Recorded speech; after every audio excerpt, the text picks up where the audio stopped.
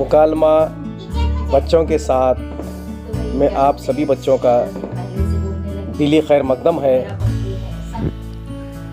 बच्चों, आज हम पेश करेंगे रुबाई। जमात नहुम में आप पढ़ चुके हैं। 4 मिसरों और एक ख़ास वज़न और बहर में अदा किए गए शायराना ख़याल को रुबाई कहते हैं।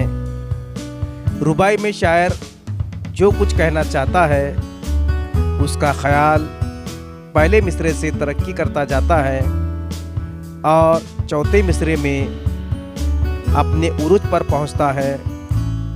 इस बहर के 24 औज़ान रुबाई के लिए मखसूस हैं। उर्दू में रुबाई का आगाज़ फ़ारसी के ज़ेरे असर हुआ। फ़ारसी में रुबाई कहने का रिवाज कदीम ज़माने से है। फ़ारसी में उमर ख़याम की रुबाइयाँ बेहद मकबूल हैं। उर्दू के इब्तिदा ज़माने में शोरा जैसे कुली कुतुब शाह, मुल्ला वजी ने रुबाइयाँ कहीं। उसके बाद शुमाली हिंद में रुबाई लिखने का रिवाज हुआ। रुबाई के लिए कोई मौजू मखसूस नहीं। आम तौर पर इसमें फ़लसफ़ियाना, अखलाकी और नसीहत आमूज़ मज़ामीन बयान किए जाते हैं। इश्किया मौज़ूआत पर भी रुबाइयाँ कही गई हैं। बच्चों उम्मन उसकी तारीफ़ यूँ बयान करते हैं। 4 मिसरे वाली नज़्म को रुबाई कहते हैं, जिसका पहला, दूसरा और चौथा मिसरा हम काफ़िया होता है और उसका चौथा मिसरा बहुत ताकतवर होता है। तो चलिए हम शुरू करते हैं अपनी रुबाई का सिलसिला। या सेगाना चंगेज़ी, उनका तारुफ देखेंगे शायर का।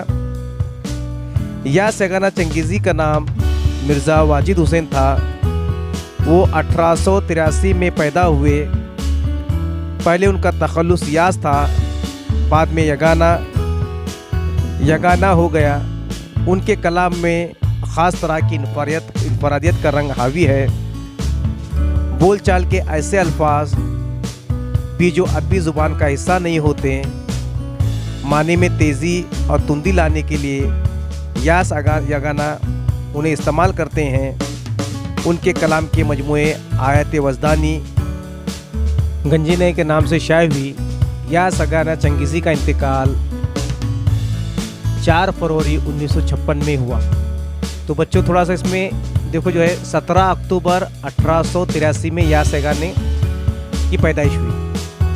वो अजीमाबाद में पैदा हुए थे और बेताब अजीमाबादी के वो बहुत ही अजीज़ शागिर्द थे यास यगाना चंगेज़ी जो है।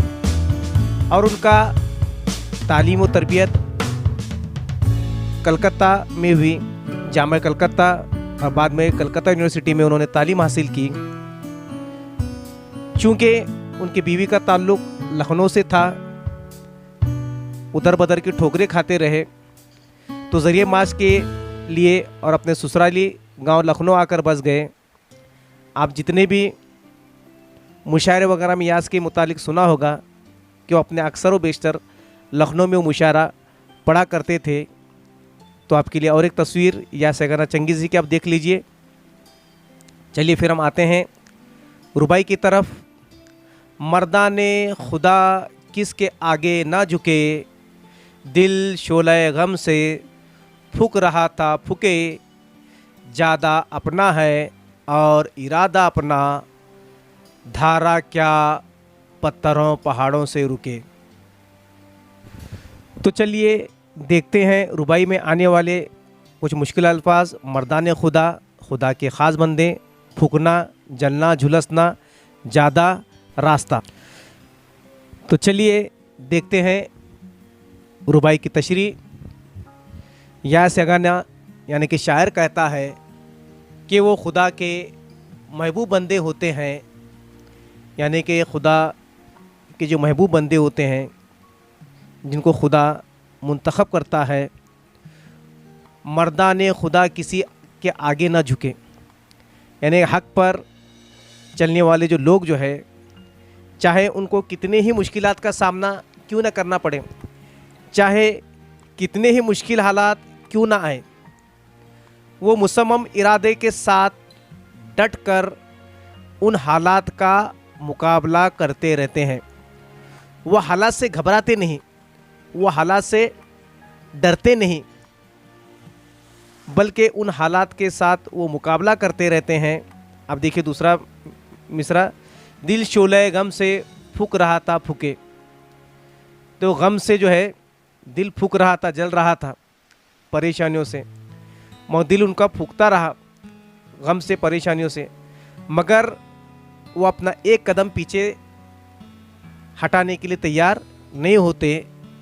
यहाँ पर देखो ज़्यादा दिया गया था, ज़्यादा के माने देखो रास्ता अपना है और इरादा अपना, क्योंकि वो मैं अभी बताया कि मैं उनके इरादे बहुत मुसम्मम होते हैं।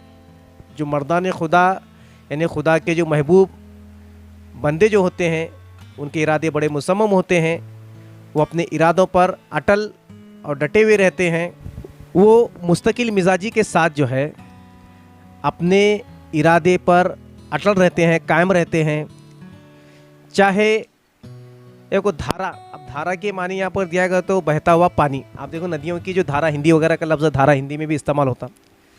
धारा क्या पत्थरों पहाड़ों के रुके, कि भाई चाहे कितने ही मुश्किलात आए, चाहे कितनी ही पहाड़ की जैसी परेशानियाँ आए, वो जो है अपने परेशानियों के आगे सर खम नहीं करते, बल्कि इस्तकामत के साथ तमाम मुसीबतों का हक पर रहकर चट्टानों की तरह कायम रहते हैं और अपने कदम को वो पीछे नहीं लेते जब तक कि उनको कामयाबी ना मिले।